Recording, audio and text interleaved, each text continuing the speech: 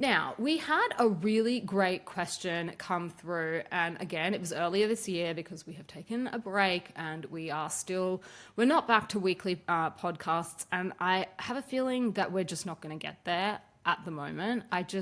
With so much stuff going on in my personal life and with the business, I just don't think it's realistic to get an episode out to you guys every week. I'm going to aim for every second week. Let's just see how we go.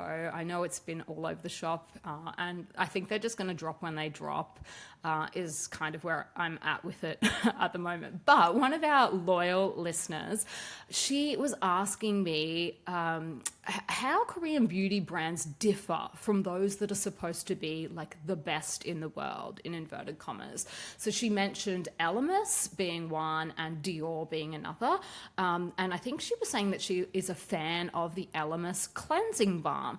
And that's a product that I said to her, okay, I'm going to have to go out and try this one because it's not a product that I have actually tried.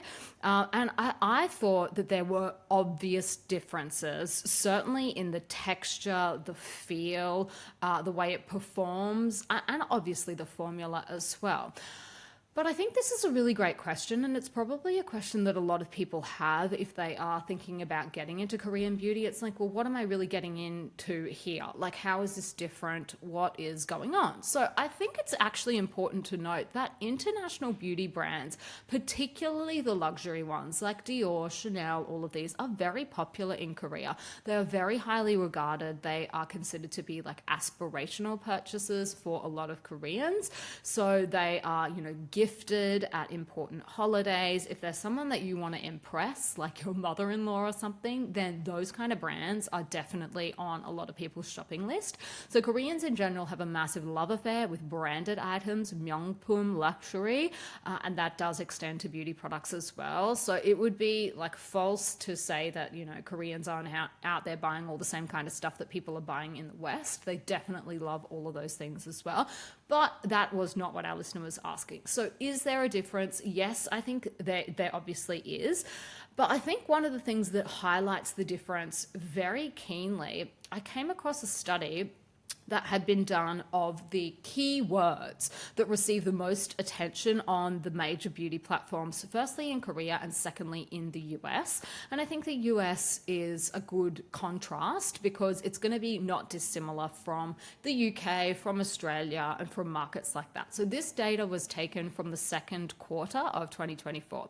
And I think there are some really striking differences that highlight the different approaches to beauty in the two countries. And you're going to see that come through in formulation and the kind of products that are, put out to market in those two countries. So they do include one of the same keywords, and that keyword is barrier.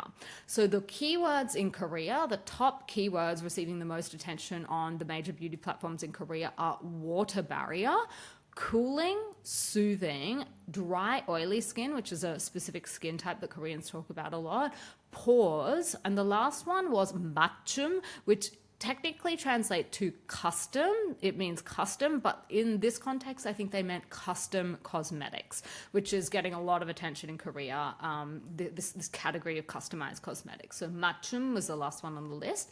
In the USA, totally different vibe of what was trending. So youthful, elastic, collagen, wrinkles, skin barrier, irritated skin. So you can see there's that one similar word, barrier, but pretty much everything is quite different. So I think that kind of highlights at a really, broad level the kind of products that are put to market by Western beauty brands and the kind of things that they're focused on and the kind of things that Western consumers in particular are really focused on, as opposed to the Korean consumer. So the Korean approach really is then more about prevention, soothing, calming, caring for the skin. Whereas you can see that the call outs in the US example are all about like specific skin issues. Wrinkles, youthful, elastic, like anti-aging, I guess, as a broader kind of topic. Irritated skin, obviously, if you have, particular issues with sensitivity or things like that, looking for products that are going to solve that kind of problem. And, I was shopping in the US not too long ago. And I did really notice that when you pick up the products, everything from the way that they're packaged is quite different, certainly the way that they smell as well, but the ingredients lists really are quite different. Now, that's not to say that the products in the end don't tend to do similar things. I think that would be wrong to say that they don't, but I think that there is a fundamentally different angle or approach that the two kinds of beauty products are coming from, and so that's why we see these kind of differences.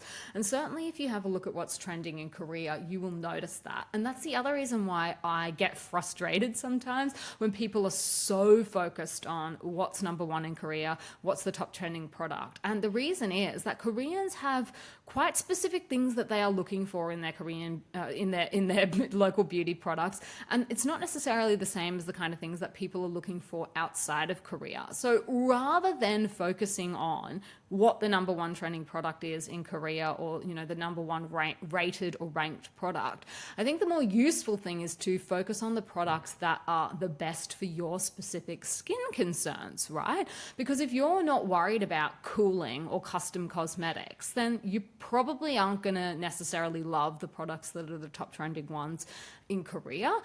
Is there going to be maybe some crossover between products you really love and products that are trending in Korea? Maybe there will be. But if your key concern is wrinkles, for example, that's quite different. So I think that can kind of lead people astray, focusing on, the top 3 trending products on whatever, beauty review site or whatnot, is because those people are looking for something quite a bit different. And there is a difference between how Koreans care for their skin and all the other things that they do for it compared to what we do in the West as well. I'm talking things like sun protection, staying out of the sun, wearing sort of long sleeve clothing.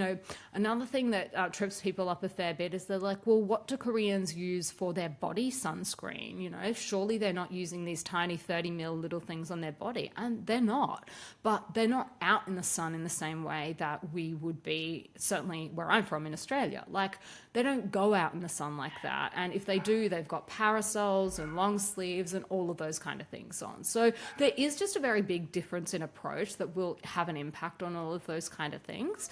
So look, I hope that kind of was useful, but I came across those keywords and I was interested in that. Because I think that it goes to the heart of everything that makes the industries different. And that's not obviously to say that you're not going to find a lot of products that you love that are hitting on a lot of those Korean keywords. That's not what I mean. But they are coming at it from a slightly different angle. And I think it's important to take that into account when you are shopping for products and looking for things that you're going to love as well.